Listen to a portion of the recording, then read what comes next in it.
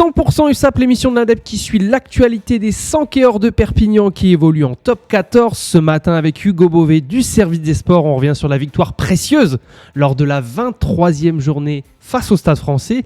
Hugo, on est passé par toutes les émotions durant la rencontre, si bien qu'on n'a jamais vraiment su qui allait l'emporter au bout. Oui, c'est un peu le résumé des matchs de l'USAP depuis plusieurs semaines. Jamais jusqu'au bout on sait si l'USAP va gagner ou perdre une rencontre de top 14. Cette fois c'est passé, c'était compliqué parce que chaque fois que l'USAP a marqué des points, elle en a encaissé derrière.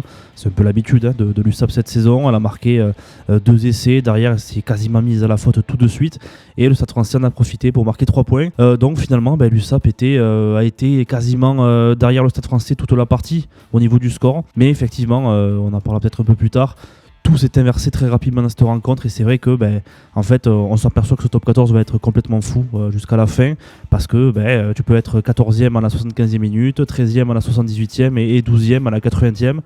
Mais le principal, c'est que si à la 80e, l'USAP est devant au score, c'est vraiment ce qu'on retiendra à la fin de saison. Alors effectivement, dans ce week-end, on a eu enfin, j'ai envie de dire, un alignement des planètes pour les Catalans, car l'USAP se trouve ce lundi matin 12e avec 3 points d'avance sur le Stade Français et 4 sur Vannes. Oui, voilà, c'est ça. Et il faut savoir que, comme je le disais, à 5 minutes de la fin, Vannes menait contre La Rochelle 29-27. L'USAP était mené 18-17 par Paris. Donc l'USAP était 14e avec des points de retard sur Stade Français et Vannes. Et il y a eu ce drop exceptionnel d'Antoine Astoy pour La Rochelle de 45 mètres sorti de nulle part, qui a coiffé Vannes sur le poteau. Et dans le même temps, l'USAP qui a réussi à mettre une pénalité par Tommy Allan à 5 minutes de la fin et une pénalité manquée par Zach Henry pour Paris qui fait qu'au final c'est l'USAP qui s'impose et dans le même temps Vannes qui s'incline.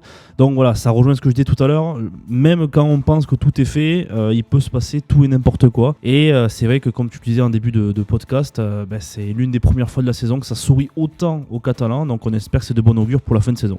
Alors comme tu le dis, voilà, finalement tout peut être inversé de nouveau dès le week-end prochain puisque l'USAP se déplace à Clermont. Alors on n'a pas encore gagné à l'extérieur cette saison.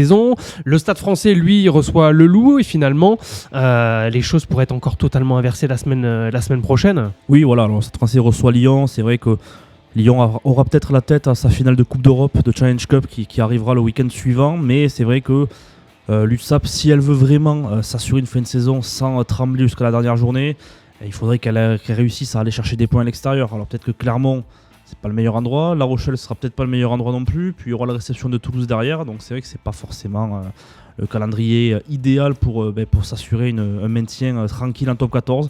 Mais voilà, si l'USAP veut absolument se maintenir, elle va devoir aller chercher des points. De toute façon, elle n'a pas le choix parce que le Stade Français a 2 réceptions de Lyon et Castres, pendant que l'USAP, comme je le disais, se déplacera 2 fois. Vannes également du côté de Bayonne et de Bordeaux.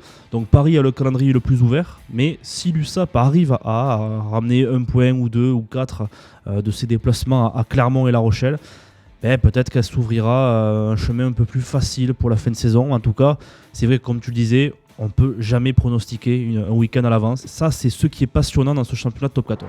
Alors, est-ce que tu peux nous parler un petit peu du programme de la semaine qui débute pour l'USAP ? Il sera plutôt classique, basé sur les semaines précédentes, avec lundi, mardi, mercredi d'entraînement, un jour off jeudi, vendredi matin mise en place et départ pour Clermont pour l'avant-dernier déplacement, on l'espère tous, de la saison. Ça voudra dire que l'USAP ne sera pas en access match et sera 12e évidemment, pas 14e. Donc voilà, une semaine classique, pas à huis clos cette fois. Le staff a décidé d'ouvrir l'entraînement à la presse et les zones d'interview aux journalistes. Donc c'est une semaine assez classique comme depuis le début de saison, en espérant que l'USAP arrive à enfin aller décrocher des points à l'extérieur.